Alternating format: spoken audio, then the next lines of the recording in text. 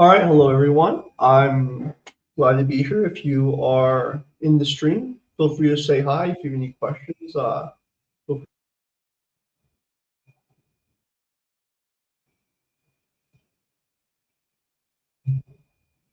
sorry, I'm dealing with some audio issues. I'll fix that quick.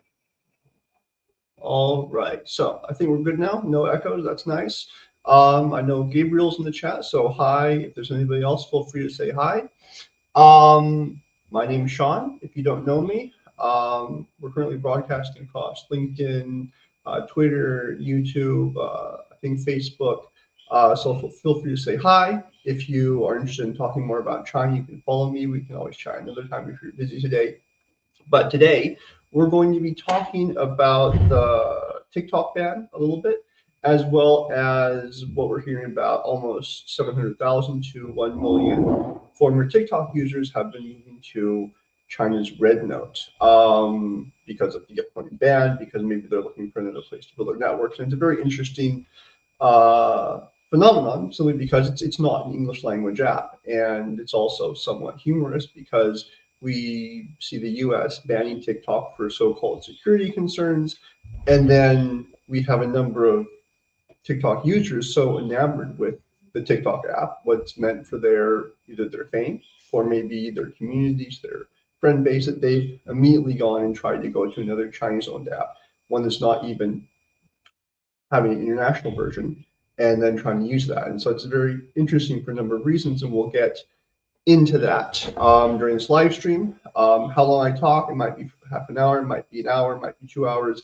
I think it really will depend on what questions people have. So if you have any questions, if there's something you want to understand about China, what it's like to live in China, what it's like to use these apps, what the Chinese internet is like, feel free to let me know. To start with, let's first live stream, so bear with me. Um, let's talk first a little bit about my own background. Um, so again, I am Sean. I've lived and worked in China for 15 odd years in Shanghai, Shenzhen, Hong Kong, Guangzhou. I'm more or less fluent in Mandarin Chinese, at least from a business standpoint. Don't ask me to be quoting the Buddhist scriptures or anything like that. But I've worked in mainly inside Chinese companies. That includes companies like Huawei. It includes Vivo, smartphone companies. I've worked in a new energy company. I've worked in digital assets in Hong Kong, and a number of e-commerce industries as well too. And so the point is I've worked specifically with the companies, and so unlike many of the very useful commenters, who I'll share a little later, because I'm not specifically a social media expert myself. I'm working with Chinese companies, cross-border marketing expert, and so from that standpoint, I can share a lot of interesting details, especially what the mindset from the Chinese side, what the Chinese companies' mindset might be like.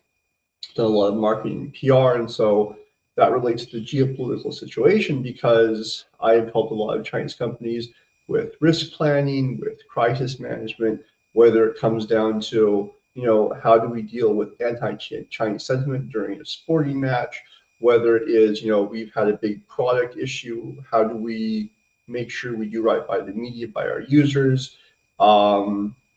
There's been a lot of, concern about sourcing issues from Xinjiang previously, and that's one of those things where even if you don't actually have something come up, it's very concerning because a lot of the time Chinese companies can feel like they're caught between the Western regulations and the Western viewpoint and the Chinese government viewpoint. So, excuse me, it can be very difficult to manage those conflicting priorities in some cases. So I'll be using my background, that standpoint, to talk more about the TikTok issue.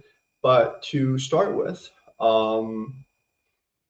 we know that TikTok has been banned, or it will be banned. I just read the news this morning. I think that the Supreme Court met and they are not going to change their decision. And so unless Trump does something when he comes into office, I don't think we're sure how he might be able to accomplish that. then unless he does that, then the ban may remain in effect. What impact it actually might have, I think experts are not 100% sure, so we'll have to see. But I do know that Trump, I think, has invited the TikTok CEO to his inauguration, so that may be some sort of sign. But again, it's unclear. We'll have to wait till inauguration day to see if he even accepts. Now, when it comes to the ban, there's there's a lot of different sentiments. There's some Americans who are like, yes, of course, that China is using TikTok to do this. There are some people like TikTokers who maybe depend on their livelihood, whether they are small business selling on TikTok, whether or not they're an influencer who's making their living on TikTok. It can be very difficult, I think, for many of them to understand why this is being taken away from them. And so I'll try and speak more from the middle standpoint. I'm not going to say, China is the most wonderful place in the world. I'm not going to say America is completely right. But at the same point, I am going to be using my experience working in China to talk about these issues. So again, if there's any comments, feel free to paste them in the chat. I should be able to see them across LinkedIn, Facebook, YouTube, Instagram, and probably not on Twitter though. So if you're on Twitter and you want to leave a comment, feel free to come over to YouTube, Sean UF_China. Let me check LinkedIn. I don't think there's any comments yet, which is fine. So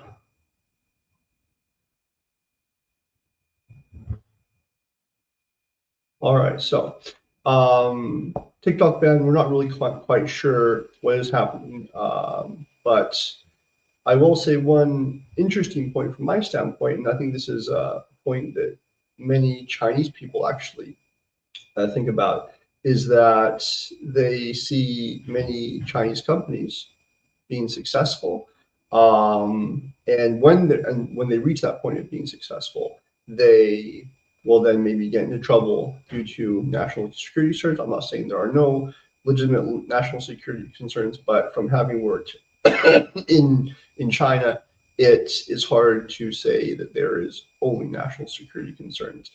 You've seen Huawei was banned twice. Its telecommunications equipment, which was in high demand by local telecom operators, partly due to its quality, partly due to its very affordable price, that was taken away from them to their detriment. I was actually with Huawei in Las Vegas in 2018, it must have been, when they were about to launched the Mate 10, but then the day before that announcement, due to, I think, government pressure, the two carrier partners backed out. We see DJI running into trouble, though I think at this point it just can't be used by military or government operators, which makes sense to a degree, I think.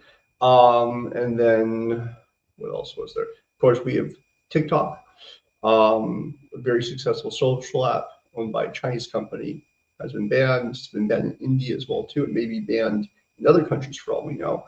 And I've even heard experts saying, "Oh, well, now TikTok users are moving to RedNote. Do we need to ban that?" And so there's always going to be these geopolitical concerns. Whether or not they are rational or fair is not really the area I deal with. I simply work with companies so that we can plan out the risks accordingly. And how do we manage potential crises?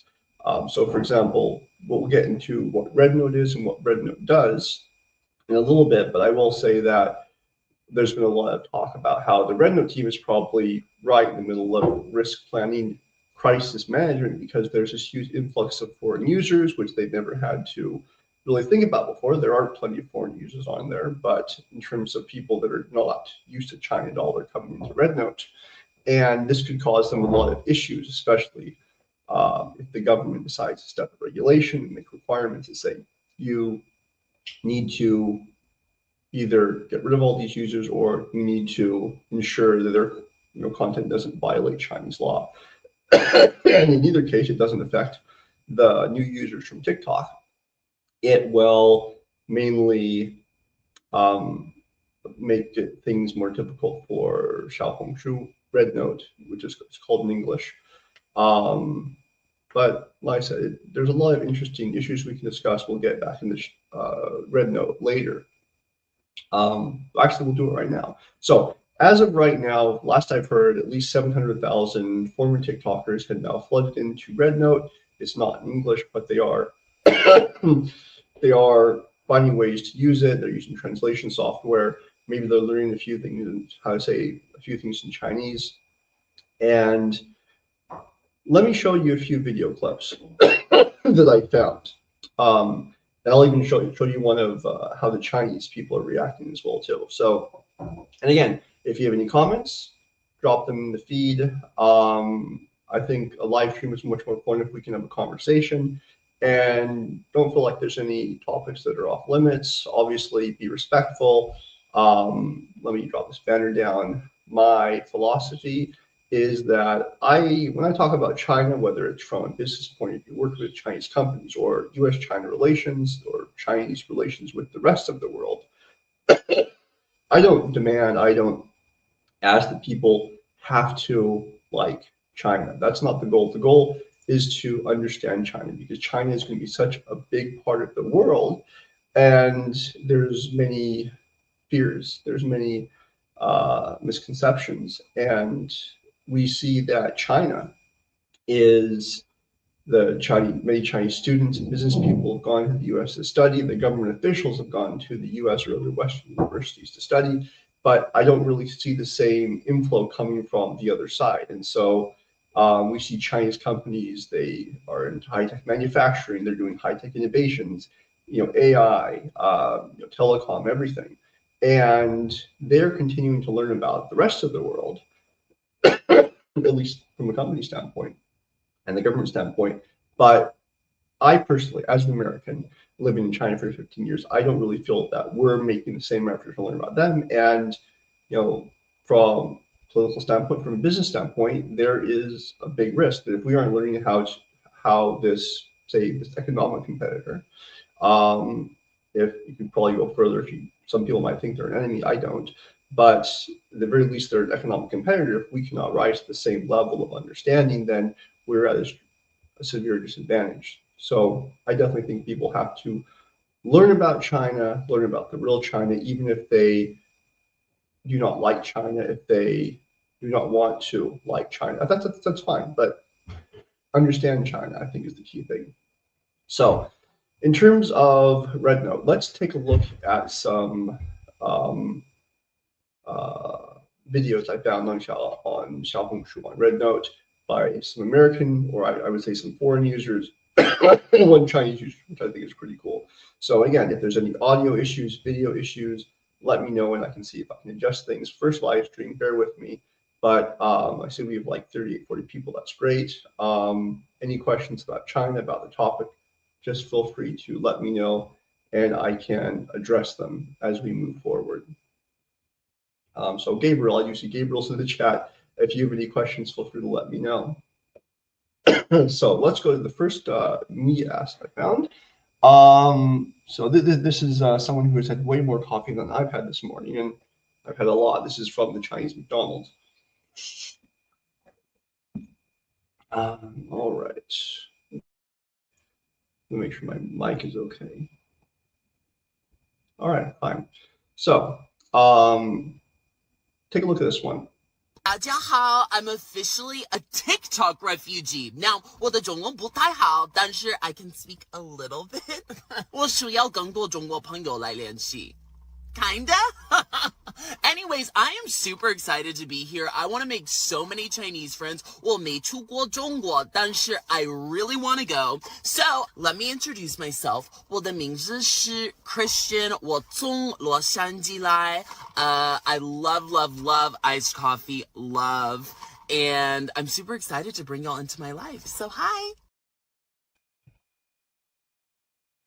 So that was one, and here's another one. Where is the right one? I think it's this one. 你好，这是我的第一段视频。我是一名来自美国的 TikTok 难民，这是我的狗，它的名字叫安迪，这是我的狗公主。它们是好狗，给我看看你们的宠物。So that's, I think, some lighthearted content, and you see people coming over, they're simply posting the first guy is like, hey, I want more Chinese friends, and he knows a few Chinese phrases. And then the second guy who's simply like, let me see your dog. He's basically introducing his dog in Chinese, and he's saying, show me what your pets look like, which is a very social media thing to do. So no judgment, but either way, I think it's really great seeing just Americans who maybe know nothing about China. They're coming over and they're having these conversations, which is what we really need. Again, whether or not you like China, it's important to have these conversations so Americans, Chinese, they can really understand each other better. Though I think Americans need it more than Chinese need it, because the Chinese can really go to overseas social platforms, to the VPN if they want to. Let's look at, this is really interesting because, as I mentioned before, if foreign users are coming to RedNote, to Xiaohongshu in Chinese, there isn't an English interface. And so we're, aside from, say, people learning Chinese, or we see them using some very interesting techniques to communicate with potential Chinese friends, Chinese audience members. So take a look at this one. 我叫海，你好，很高兴见到你。我叫海丽，我是来自德克萨斯州的演员、歌手、舞者和女牛仔。我很想更多的了解你们的文化，我很喜欢与你分享我的。如果您有任何关于在德克萨斯州作为女牛仔生活的问题，请随时问我，我会尽力回答。我希望能成为朋友，感谢您让我加入这个应用程序，我很高兴来到这里。So I hadn't even thought of that, but she's just literally typing stuff into her computer. It translates it maybe by AI, and then she can just kind of have some sort of conversation. It's not the most direct, but it's another way to bypass the language barrier, which is, I think, it's another reason why it's very fun time to live these days, because you don't have the same barriers that you had before. I remember when I was first living in China in long term in 2004, there was no video calls, there was no WeChat, and I literally had to go buy some phone card, type in a 50-digit password and user key before I could call my parents for 10 minutes. Whereas now I simply pick up the phone. I have very low cost calling via China Mobile, or I use WeChat, Wi-Fi. It's very easy now. So there's so many interesting, useful ways we can communicate across cultures these days.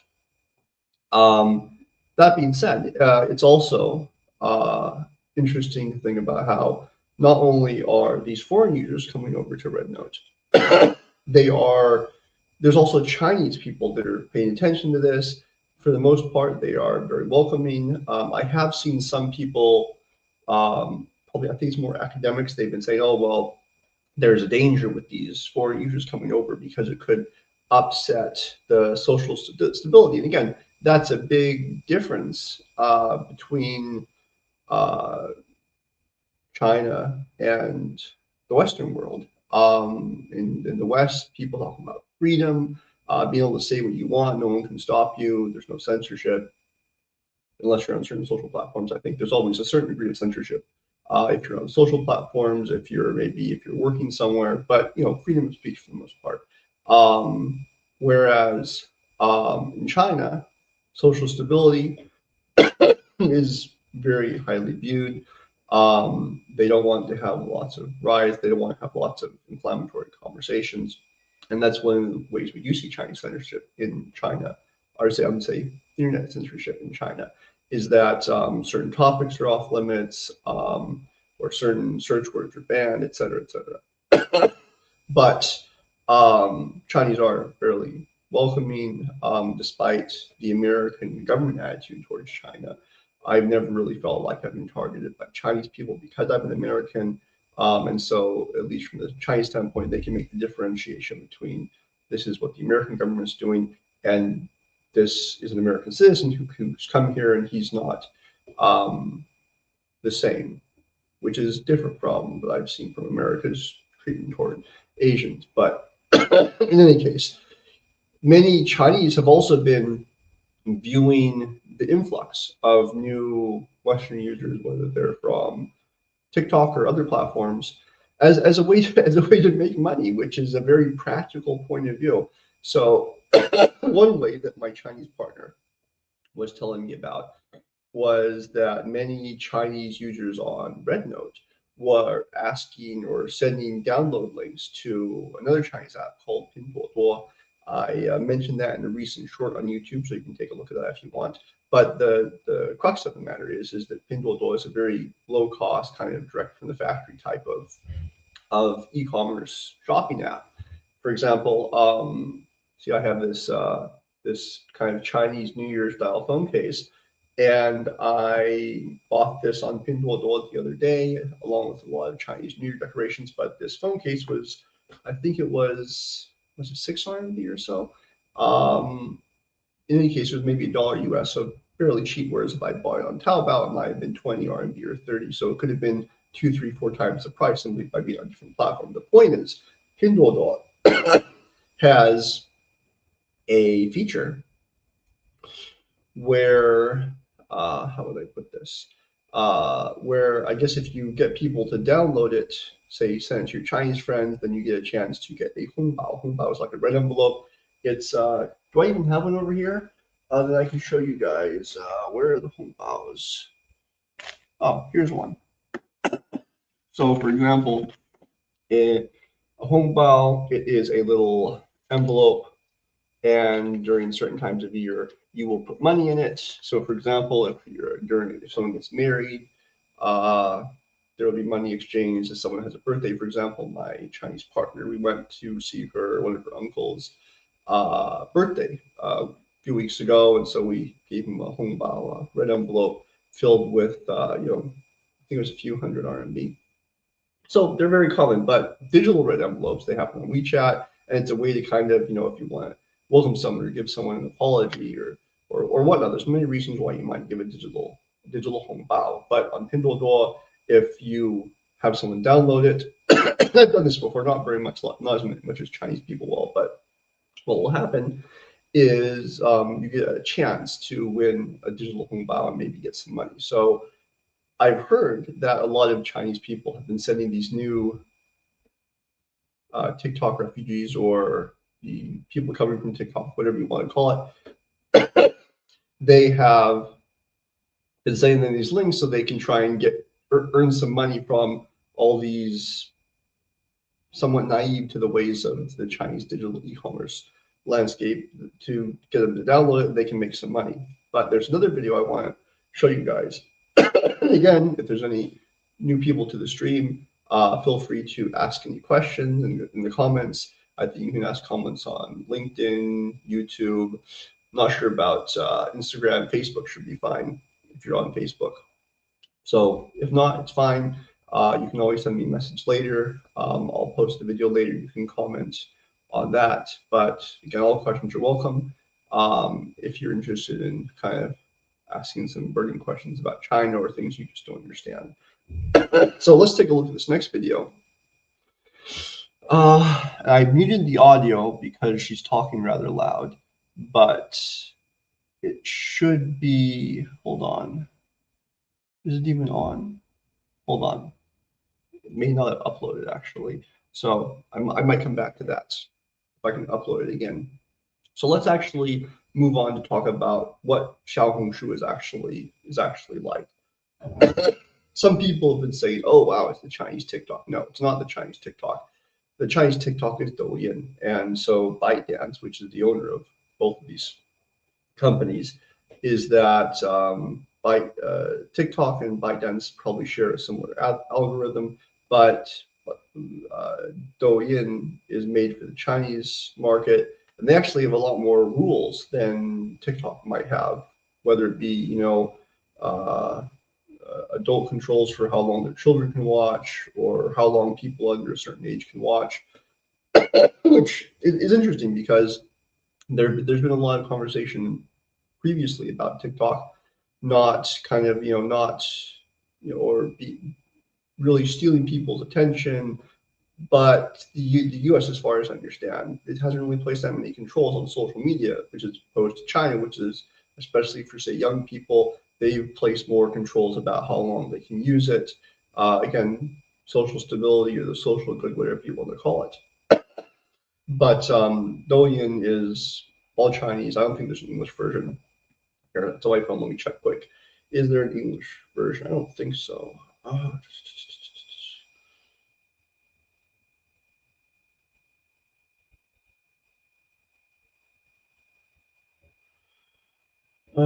Yeah. My feed in Douyin is just in English. I'm sorry, in Chinese. So again, it's a similar concept. It's just you here. I'll even show you. So for example, you have the Chinese videos. You're swiping. Well, I think you're swiping through it. Yeah, you're just swiping through it. So very similar to TikTok, but it's Chinese for Chinese audiences. Whereas RedNote or Xiaohongshu, however you want to call it, it's different. They do have videos, as you saw from some of the examples I shared earlier. But at the same time, they also you can post pictures, and so I posted some business content before, so you can post several pictures. You can have an article or some text beneath it, and of course you always see the thirst trap models posting on there, and they'll be having their modeling pictures. You'll have people who are maybe wanting to be an exercise coach. They'll post those things. So a lot of lifestyle focused content. And some of the ways that RedNote has been very useful to me is that it has a lot of very useful guide information, whether it's about the best places to eat, best places to visit, going to government offices to do something. And this is not just for in China, it actually applies to overseas as well. I'll give you a few examples. So I was going to the US consulate in Guangzhou because there's not one in Shenzhen to handle some document processing. And I went on their website and I said, okay, well, here is the the form that I need to fill out. And my Chinese partner said, oh, no.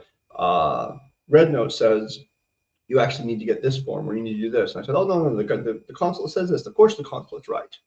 The consulate wasn't right. Luckily, though, I didn't have to grab another ticket or stand in line again. They just gave me the correct form to fill out, which was exactly the one that was listed on RedNote because people had been sharing them, whether they had a foreign friend that went to the consulate or a foreign partner, and they said, okay, this is the pic. They can paste the pictures, they can leave some notes and comments, and it was very useful. When me and my partner went to Spain, as well as Rome, I think, not Rome, but Italy, we looked at RedNote a lot to kind of see where the best places to go, what other Chinese users recommended. So even if there's no international English edition of RedNote, it's actually still, it's not just like confined to China. And that's one of the reasons why it'll be interesting to see what happens because if for some reason they make it harder for foreigners to use, or even people that are not using the Chinese IP address to use, then what happens to all the Chinese tourists that are relying on this app to give them advice or to give them directions to go places? So it's the potential impact is not just for American users, but also potentially for overseas Chinese users as well too. So it's interesting to consider. Excuse me, I had this cough for a while, but it's not too bad. It's just annoying. So, RedNote again, interesting. What else was I going to talk about?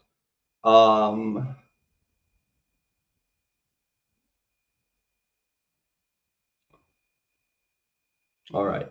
So, with this influx, we're seeing a number of potential challenges. I think I mentioned before that some academics have been saying that maybe it's too risky to deal with all these new foreigners. They might upset society, and at the same time, we already see the government issuing some directives to RedNote to step up their English content moderation because there's certain things that they don't want you to say on Chinese social media, and oftentimes they will either review videos, or they'll have people who review videos before they're published. Or they also have certain controls in place, such as, I think that at least previously, I'm not sure about right now, but at least previously, foreigners couldn't really live stream via their own ideas or their own accounts on Chinese social media.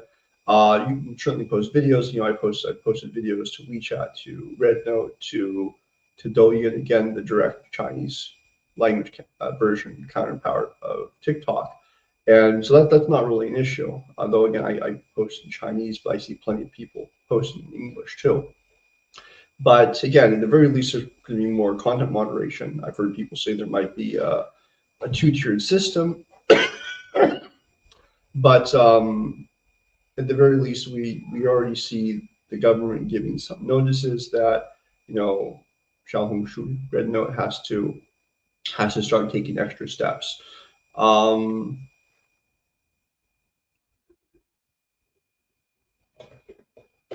So let me see if this video is uploaded. If you have any questions, feel free to drop them in the comment section. If not, you can send me a message later on YouTube, on LinkedIn for business. I'm always happy to chat with people about China. So that's LinkedIn. Again, if you want to drop me a note, not on TikTok anymore because apparently TikTok will not work. So I'm Sean Yu_China on Twitter /X, YouTube, and Instagram. Always happy to talk more. So let's see if the video works now. So we're going to try and go in there, and if it works, I will kind of talk about the various ways she's advising other Chinese users to make money via this new influx of users. So let's see if it works. 我们还有哪些挣钱的机会呢？这托天的富贵终于轮到我们了！你看看这几天哈，一大波老外大量的涌入小红书，带给我们的太多挣钱的机会了。想挣钱的宝子们千万别错过这一期节目啊！咱们先点赞收藏起来，好好的去看看有没有适合自己的，千万不要浪费了他们带来的价值了。当然哈，怼其实早期就是在做类似的生意。俗话说，机会都是留给有准备的人，这不就来了吗？如果你也想跟我一块儿做，那你把我的这条视频看完，我相信你们也能够在这个时候赚得盆满钵满的。首先第一个教老外学中文，就目前教这种的一个他们的小红书已经有新号单日涨粉6万了。如果你有这个基础，赶紧行动起来吧。第二的一个教老外做社媒，包括小红书微信他们的使用教学、AI 文案代写、自媒体代运营等等。你看之前咱们在海外的那个兼职平台上边就有国人做国内社交媒体的这种代运营，人家月入10万美金啊。他们主要就是做一些英转中的内容写作，现在需求量是不是更大了？是不是更心动了？第三的一个就是做小红书翻译插件，因为小红书还没有英文版的，官方已经连夜在出翻译的程序了，所以你们也赶紧第四的一个就是做老外入境游，现在中国给大家实施了144天免签以后，你看这个老外入境游的这个市场大的不得了，小红书就是最好的旅游种草的一个平台。你看看前几天那个上海涌入了大量的韩国人，直接把上海的 GDP 拉高了几十个点。第六就是快速起号，用视频的形式来宣传我们的一个美食特色的产品，这个行业绝对算得上是今年最大的一个风口。它不仅有1000亿流量的平台扶持，它操作起来相当简单，因为它又不用你懂英文，不用你去囤货。So lastly, she was saying that you don't even need to understand English to whether it be to try and make money from foreign users, not like stealing their money, but using the opportunity of more foreign users. She's saying you don't even have to understand English, you can communicate via videos. And so it's really interesting because again, you see this woman, I don't know who she is, but she's obviously a RedNote video influencer. She's recording her thoughts. She obviously is focused on ways to make money. And so again, it's a very practical standpoint. But but this is just again a modern, Chinese person who is seeing how they can interact with foreigners or how they can even, make a little extra money, which, hey, it's fine.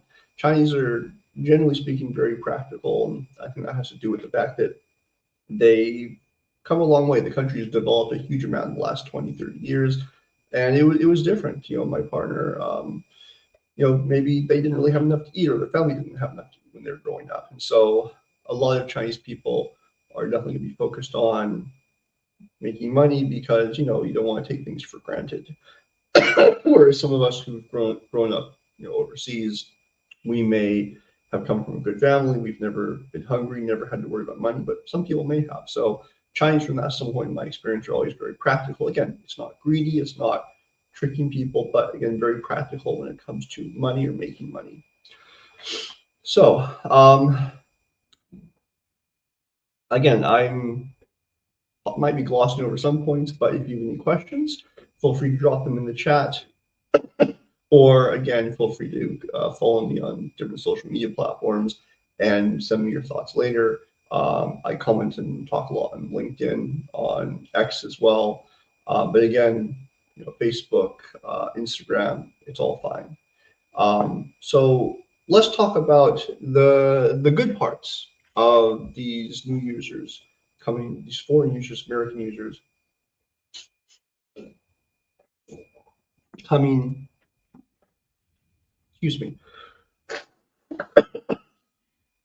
coming to RedNote. So aside from the cultural exchange, people from two different countries getting to know each other, we're also seeing Chinese learning more about the American lives and Americans learning more about how the Chinese live. Though the implications are different. A lot of the things that I've heard is that people saying that Americans are commenting, oh my gosh, wow, life in China is great. Whereas Chinese are saying, oh my God, how is it so bad in America? And obviously people have different impressions before they really get to know another country, so it's natural. But some of the things I've heard, you see Americans looking at all the wonderful food, the wonderful outdoor lifestyles, especially in big cities like Beijing, Shanghai, Shenzhen. And a lot of people have been talking about hospital bills, about how, like, for example, just from my point of view, when I was back in the USA, I maybe had to do a physical at the doctor's office for maybe $1,000 USD, was it? Whereas if I come to China, it's at least a sixth of that. Or you go for really bare bones one, it could just be even less. And a lot of Chinese users have also been looking at how much the US people are paying for things like whether it be groceries, whether it be medical care, and they're just flabbergasted. I mean, maybe they heard it before, but it's different when you're talking to someone face to face, and they don't really kind of get it that people have to work two jobs just to support their family, and they still don't live a very enjoyable life. Obviously, things in China are cheaper. People do earn less money comparatively than like a good wage for Chinese people.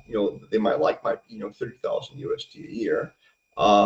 It's different if you go into bigger cities, but that's maybe not that good of a salary to live, especially in the big city in the USA. But there's a lot of this kind of back and forth, whereas Chinese people are saying they've always been proud to be Chinese. Many Chinese people are happy with the life they can now get in China. Yeah, I won't say it's everyone, but a lot of people, they've always thought, oh, it's so much better to live in the USA. And there are some Chinese people on RedNote who are now through these cultural exchanges saying, oh, well, wow, maybe it's not as good as I thought it was. Whereas there are many Americans who are saying that, oh, wow, life in China isn't what I assumed it was, or it's not what I heard in the media. Even I'm talking to my family members who love China a lot. They've been to China before. They have misconceptions about how, like, for example, I often hear from my parents, is it safe? Whereas China is one of the safest places I've ever lived. like, let's say you go to a big city, could be San Francisco with the Panhandle, or Portland. There's lots of homeless communities, and it's not safe to walk around in many areas at night, especially by yourself, especially if you're a woman. Whereas in big Chinese cities, it's, again, I won't say it's for everyone everywhere, but it's much, much safer. You can walk around at 12 at night or 2 in the morning, nobody will bother you. And again, this is partly a result of greater government scrutiny, greater police, I won't say surveillance, but maybe more of a police presence. You could also say, and this may be something you don't like, that there is a different Chinese policy towards homeless people than you generally see in the United States. And that is, for example, I have seen homeless people in China, but you hear that a lot of times that the Chinese police will round them up and they will send them back to their hometown, because especially if you're in a big city, there's not going to be that many people here that maybe have homes here, or if they have a home here, they're not going to be homeless. And so there's a lot of a migrant working community, and migrants doesn't mean necessarily what it means in the USA. In the USA, it basically means, oh, it's someone who maybe comes to seasonally pick fruits and they make a very low salary. But no, in China, migrant workers is anybody who moves to another city. It does include low cost labor, like people who are street cleaners or maybe maids. But if my partner comes from Guangzhou and they have a Guangzhou hukou. Hukou again is the residence document that says where your house is, and it also affects where you can get married or register to get married, where you can where your kids can go to school. So the hukou is actually very important. And so anyone who goes to another city to work is more or less a migrant worker. And so Shenzhen, where I've worked for 10 years at least, and where I'm currently based, there's lots of people because it doesn't have a history like Beijing or Shanghai does. So let me gather my thoughts quickly. Again, any questions, feel free to leave them in the comments. If not, feel free to reach out later. It's completely fine. I'm always happy to have conversations about China. But back to the issue at hand. I think it's really good that we have these cultural exchanges. While it lasts, it may not last for forever, but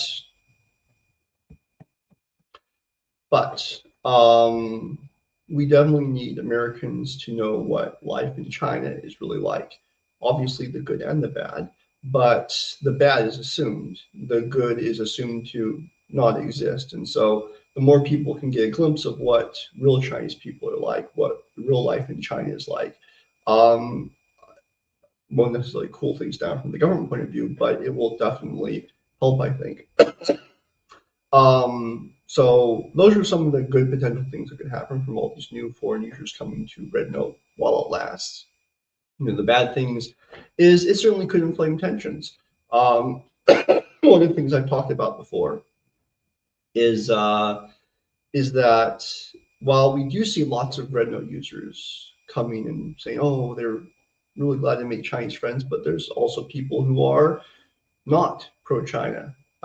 So let me actually show you a video. And so if you're interested in learning more about my life in Shenzhen, let me see if I can share my screen quickly.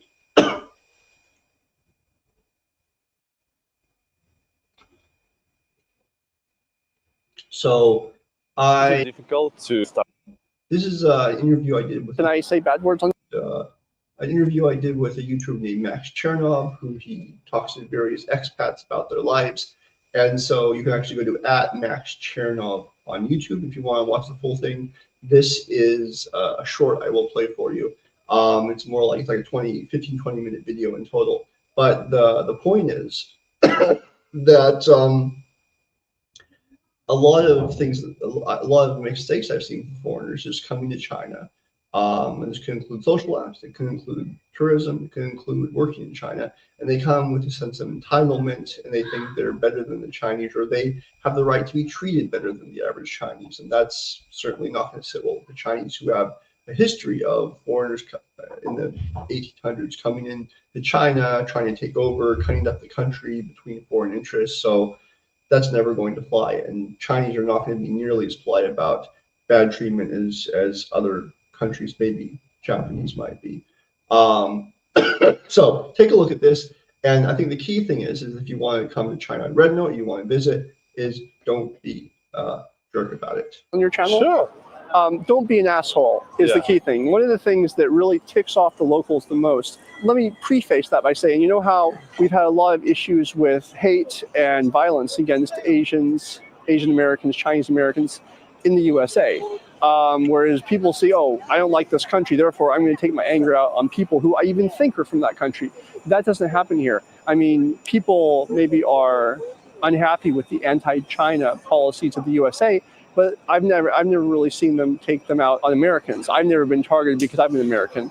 But overall, I would say that I feel that China is much better in this. In fact, they're much more welcoming, though at the same time, there are expats who will take advantage of that, and they will think that, oh, the Chinese are too timid. They won't fight back. I can do whatever I want. Can I say? So this is one of the key potential dangers that would derail this cultural, that would maybe force the Chinese government or RedNote content moderators to take action, is that if we, some of the examples I showed you are very positive of people coming onto RedNote and they're saying, hey, I want to make new friends, or they're using the translation app to talk to Chinese people, or they even want to look at people's dogs, which is a net positive, I think. And so, but if we have foreigners coming in who are maybe trying to test the rules, seeing what they can get away with, that is going to ruin the experience more for everyone. It's going to make it harder for Chinese to talk to real Americans. Again, the ones who aren't choosing to use a VPN. They can if it's more or less they can if they want to. It's not technically illegal, but as long as you aren't using a VPN to go look at porn or do illegal things, then I think it's more or less okay for most people. But the point is that if we have a lot of bad actors coming in, it could maybe potentially force the Chinese government to take more stringent measures. And you might say, hey, oh, that's censorship. Yeah, it is. Chinese internet is different from the Western internet. That's simply how it is. I'm not saying it's good, but for those of us who choose to live in China, whether it be doing business or we're traveling, it's simply a daily fact of life. So I'm not going to defend it, but I'm not going to directly condemn it either. Obviously, I will say that more direct, unhindered exchanges are for the better, and I hope that RedNote can be used for that. But for some of these reasons we're talking about, it may not work. Unfortunately, foreigners coming to China, there are plenty who come here and they play by the rules. They're polite. They enjoy being here, like myself. But there are also plenty who feel entitled. So, an example, excuse me, that's always stuck out in my head was I remember during the pandemic, and you may have various mixed feelings about the Chinese response to the pandemic. I won't discuss it in this video, though I do think for the most part they did what needed to be done. But the point is that, as you may remember, there were a lot of times where you had to line up to get into somewhere. You have a QR code on your phone that says, hey, I've taken the test recently, I'm clean, and then they let you in. And things like that. I've seen videos in China during the pandemic where people were just, I would say foreigners were trying to just get around the rule. They were trying to refuse to cooperate. They were saying, oh, no, very, very rude, almost getting violent to a certain degree, whereas all the other people, foreigners and Chinese, are waiting the line, following the rules for the public good. And it was a really bad look. And we've seen that sometimes on social media. We've seen other videos of like that in public where you just have people making it look like foreigners are impolite, foreigners don't want to follow the rules. And that's another thing that could potentially derail this cultural exchange we're currently seeing on RedNote. Again, we could see more stringent actions from the government. We don't know exactly how they're going to react. We do know that they, as I've mentioned previously, they asked RedNote, the company, to step up its English content moderation, which I think would have happened in any case. That's not necessarily negative, but at the same time, there's both positive and negatives from the government point of view. On one hand, there is I don't like saying propaganda because propaganda, when you translate it from Chinese, it means, oh, this is just communicating information, whereas it's a very negative term. But we'll say there's a propaganda battle between the USA and China. And when I say propaganda, I simply say one side is asserting its own perspective, and China is asserting its own perspective. So that's what I mean. And if it could potentially, with so much kind of negative information, or at least certain foreign governments condemning China, I won't say for good or bad reasons, but that's simply how it is. Is it could potentially be a positive if you have more foreign users coming onto a Chinese app and saying, "Wow, this is what life in China is really like." It certainly could be viewed as a positive, but at the same time, from the social stability standpoint, it could potentially, turn into a negative. And so, is the Chinese government going to focus more on social stability, maybe, and then create a two-tiered system, or really heavily moderate English content? Well, they would make RedNote do it. They wouldn't do it themselves. Or would they focus more on, hey, it's much more important to have more foreigners coming into China, learning about the real China, and telling people back home? And we have seen other similar policies recently. Specifically, I'm referring to they've added more and more countries to kind of a no visa travel policy, where you can maybe visit China up to, I'm not sure if it's 15, 20, 30 days without actually getting a visa, which, from my point of view, it makes it much easier for people to come over and see. Obviously, it's not for many reasons, I think, offered to the USA at this point. But I remember how hard it can be to try and go through the visa process. But if someone now can just, say, from Europe or from another country, fly over for 15, 20 days, then go back, it's much easier. And I think, whether or not you agree with China, I think that it's very important that China take more efforts, especially after the pandemic really closed things down, to let people come over and see what it's really like. So how it might actually turn out, we just don't know. Now, aside from what, say, the Chinese government and RedNote might do, though, actually, before I move on to kind of what might happen in the end, I think it's also important to talk about a little more about how Chinese companies kind of use crisis management, because as I mentioned, I think during the beginning, I've worked in big Chinese tech companies. I did a lot of corporate PR, as well as smartphone PR and digital marketing when I was at Huawei. When I was at Vivo for about a year and a half, I was in charge of global media, global influence relations, product launches, brand campaigns. And so there are a number of crises that maybe you have to help them handle. On one hand, if it's focused on overseas, they're going to get the overseas expert.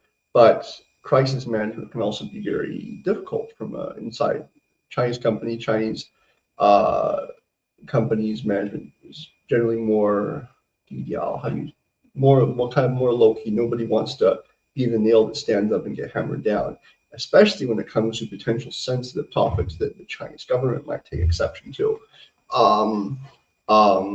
Nobody really wants to push the envelope. I remember one Chinese company, they were doing, I won't say the specific company, of course, but one Chinese company was doing some sort of photo competition, and they had some big partnership with a big organization.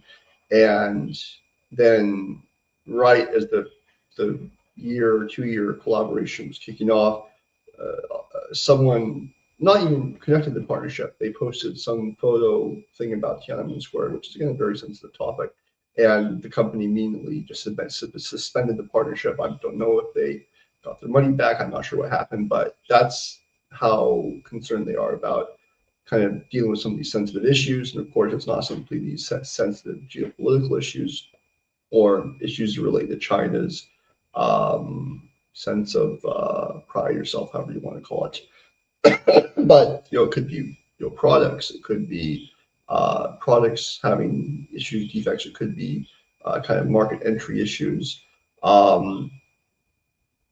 They're almost always going to err on the side of caution unless it's a sales issue. If it's just like a sales issue, they're going to put sales first generally.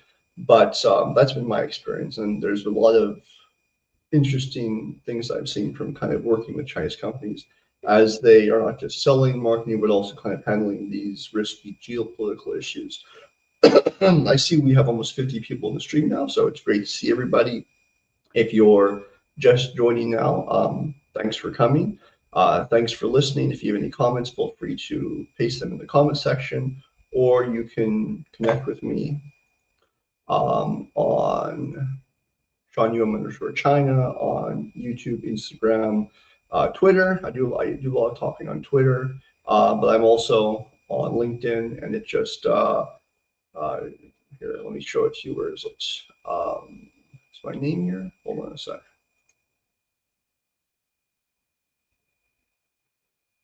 No, it's not there. So let me just update this quick so you can see it. And if you're interested in connecting on LinkedIn, you can search for me by this name on LinkedIn.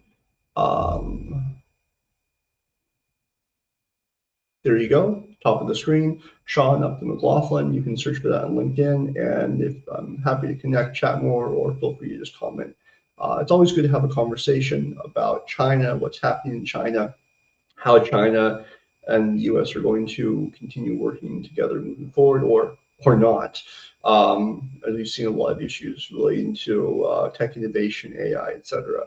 A lot of potential conflicts. But going back to the issue is that, based on my experience working with Chinese companies, I do feel sorry for RedNote. I think that they've made a great product. It's useful in China, outside of China. There are a lot of foreign users even before this whole TikTok thing came into being. But they're the ones that really could stand to lose, because the TikTokers, they might move to their platform. We'll have to see. But I definitely do not think that RedNote is going to want to try and make any kind of foreign version. No. They've seen what happened to TikTok for making a successful, loved product, and that was to go through government accusations. They dragged the CEO in front of the U.S. legislative branch. I forget what meeting it was. And then of course they banned them. So what Chinese company is going to want to be the next one to dip their toe in the pool? It also makes me think of my time with the smartphone industry, where, as I mentioned before earlier in the stream, that I was with Huawei and I was with them in Las Vegas the day before they were going to launch the Mate 10 in the USA. And then the two partners bowed to government pressure and canceled the cooperation. And again, smartphones is a little different, because smartphones in the USA, you have to go through a deal with the carrier store, because that's where most people buy their phones. They pay for a year or two and they get their phone for barely anything. And so unless you have a deal with the carrier stores, it's really hard for Chinese companies to come in. And the only one I really remember hearing was successful, I think, was OnePlus. And this was before it was widely known that they were a Chinese company. So good on them. They just did a very foreign-friendly company, got lots of fans. and I think even now you can buy OnePlus phones in the USA, but I've never seen other Chinese companies doing this. Vivo, Oppo, Huawei obviously didn't work. Some of the other ones too. There's a more low-cost phone brand from China. They're maybe going to the Middle East, to Africa, to so-called third world nations. But yeah, it's maybe because of what happened to Huawei, maybe just because of the difficulty of partnering with carrier stores, maybe because of government pressure, you just don't really see other Chinese phone brands really trying to get into the USA. Europe, sure, but not the USA. And so, which is a shame because we see we also see this happening with the EV market. Whereas here, let me see if I can find another clip for you guys, because when I was talking to Max Chernov, um, I took him over to the Huawei store here in Shenzhen, where they have a lot of new EVs, because EVs is an issue now in Europe, in Europe and the USA, whereas they don't want to let them sell. There's a 100% tariff on Chinese EVs in the USA right now, which it seems silly, especially when you see how great some of these cars are, or how interesting they are. And that's like, oh no, we're not going to let Americans have a chance to buy them. So let me just go over here quickly. Give me one sec. And let's see, where is that darn clip of the store?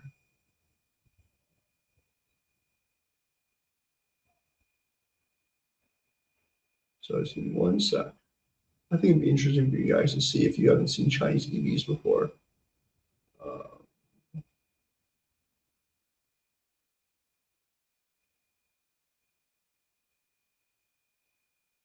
Hmm. Really do not remember where that video was at.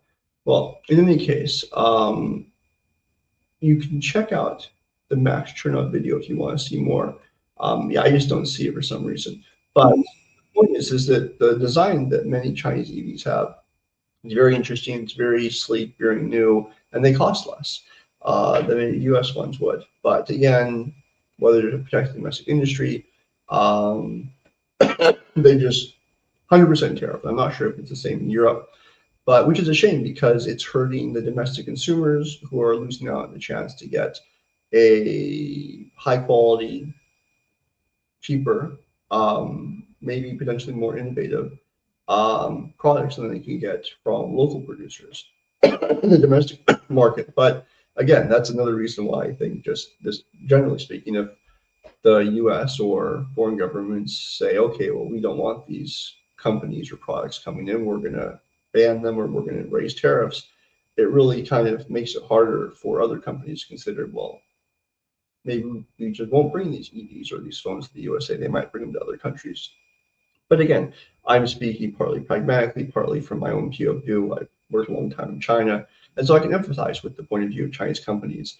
I saw someone on Twitter the other day who was saying, the only reason these Chinese companies succeed is because the government's supporting them, which is silly. I mean, yeah, there are government subsidies. There's government subsidies for U.S. companies like Amazon, but just because you have money from government subsidies doesn't mean that magically makes you have a good company. I think Huawei had 60,000 or more R&D engineers, and then there's a lot of innovation, a lot of management, a lot of sales that goes into actually making these products a success, and not just in China but overseas markets as well too. So it's really a shame because there's a huge amount of innovation change happening here in China and Shenzhen, and because of geopolitical issues, agree with them or disagree with them as you want. I tend towards disagree, not completely, but for the most part. There's a lot of people who are losing out. Overseas consumers and users don't understand all the great stuff that's happening in China. They don't understand, all the great products they could potentially be getting if there weren't tariffs or bans. So it's a shame, but that's kind of the world we live in. And so, moving back to the TikTok and RedNote issue, a lot of people, I kind of agree with this, is that it could potentially just be a very short-term trend. I remember when, what was it? What was that Instagram talk?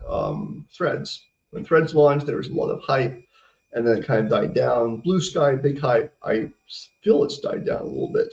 So I wouldn't be surprised if, most people just kind of stop using RedNote, which is fine. But if we get some, maybe 10%, 20% of them who really want to interact with China, learn about China, then hey, I think it's still a win. But so long as they're able to interact with other Chinese people, which, as we talked about earlier, may not happen.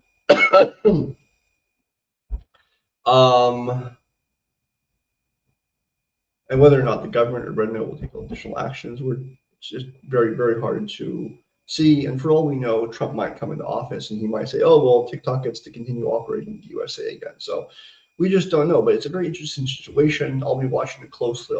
I've been commenting a lot on LinkedIn and TikTok.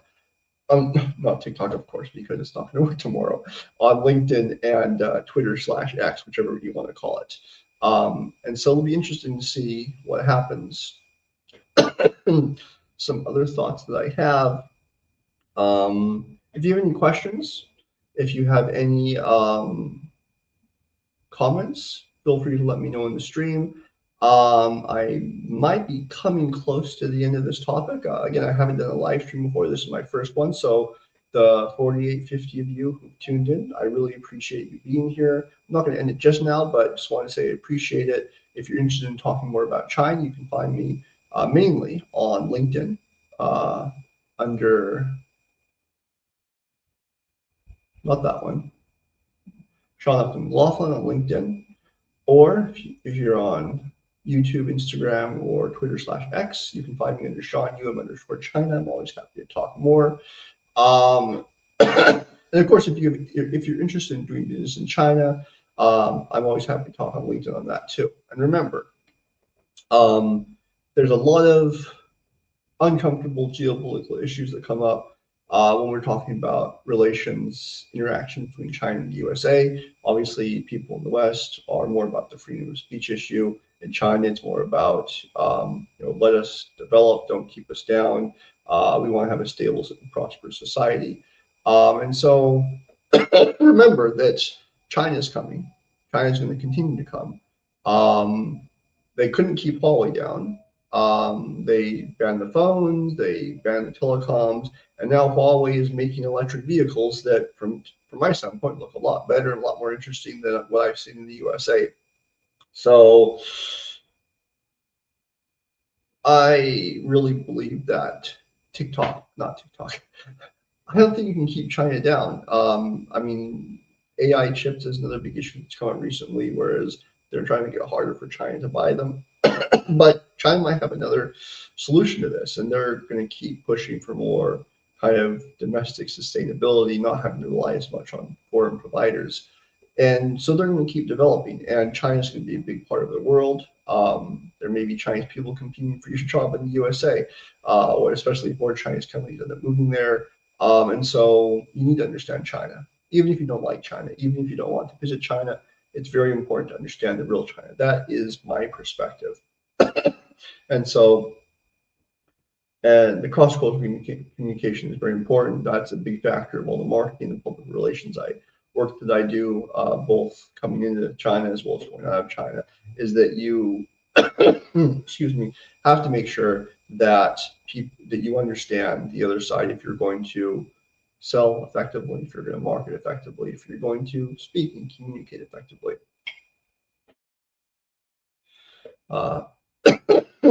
Yeah, sorry, I'm not quite sure what else I could add. If you have any questions on what we've talked about, feel free to let me know. I will be posting some of these clips as well as the final video. It'll probably be on YouTube because I think if I do a live stream, I'm actually using StreamYard, as you may have seen. I think it only saves it to StreamYard, and then I can post it later to YouTube. And whether or not I can post that to the other platforms as well, we'll see. But at the very least, it'll also, I think, make some shorts as well based on some of the content. And if there's anything you'd like to see some follow-up content on, whether, say, a post on LinkedIn, whether it's a video on YouTube, feel free to let me know. I'm always happy to hear what you're interested in learning about. And if you're interested in doing business in China, again, I own a consulting company, Sage Site. I'm registered in Hong Kong, and Shenzhen, so I can help you in South China as well as in Hong Kong. And I think there's still a lot of opportunity to do business in China so long as you're willing to do things the Chinese way. The Chinese expression is 入乡随俗. When you come into the town, you abide by the local customs, or to use the appropriate American version, when in Rome, do as the Romans do. And it's about politeness, it's about respect, and certainly it's about reciprocity. If Chinese come to the USA, we would expect them to abide by US laws, and so it really should be vice versa. Well, again, I can't think of anything else to say at this point. I've been going for about an hour and 20 minutes almost, so that's not too bad for a first live stream. I will stay up for a few more minutes. So if there's anything else you'd like to ask, feel free to let me know in the comments. Otherwise, feel free to, again, follow me on various social channels, or wait until I upload some shorts of the full video to YouTube, and feel free to add some comments on that as well too. So again, I see 48 of you in the chat. It's been really great having you all here. Thanks for joining my very first live stream to learn about the TikTok exodus to China's RedNote. And it'll be very interesting to continue watching what happens and how these cultural exchanges evolve between Americans and Chinese, and whether it's allowed to continue. So again, I'm not going to close it just yet. I'll leave it up for a few more minutes. But if you have any questions, feel free to let me know. So I'll be here. I'm going to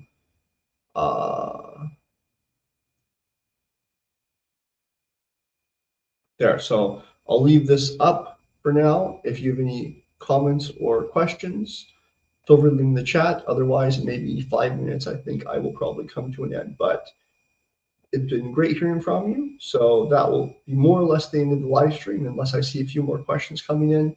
And again, it's been great to have you. If you're interested in seeing more live streams about China, about business in China, Chinese culture, feel free to send me a message on my various social media platforms, and I'll be happy to arrange another one. So again, thanks again for joining, and I will be signing off unless I see any more questions. So maybe 5 more minutes. All right, thanks, guys.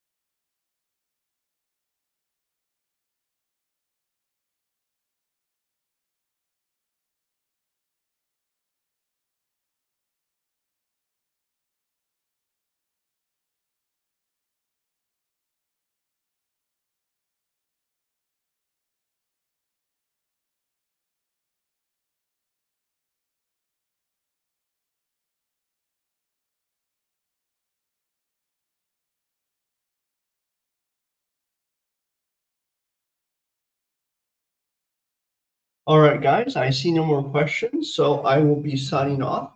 Thanks. Let's see. All right, thanks again for joining.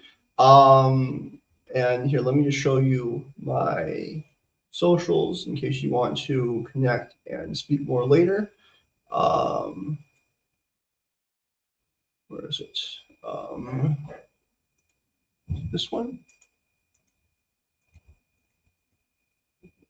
Right, so here is my, oh, well, that's really too big.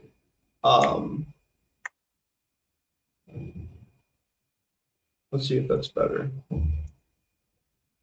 Well, it's obviously way too big. So I will just leave my banners on here again.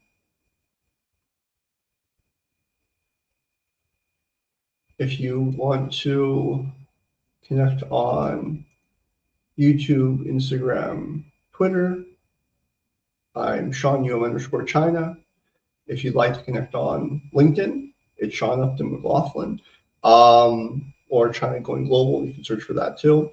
Again, it's been great having you all here. I'll be ending the stream now, and I hope to talk to some of you later on some of the other social platforms. So again, if you're in the USA, thanks for joining me on this Friday night. If you're here in the Asian time zone, it's Saturday morning. So again, thanks for joining me. I hope you enjoy the rest of your day. All right, bye guys.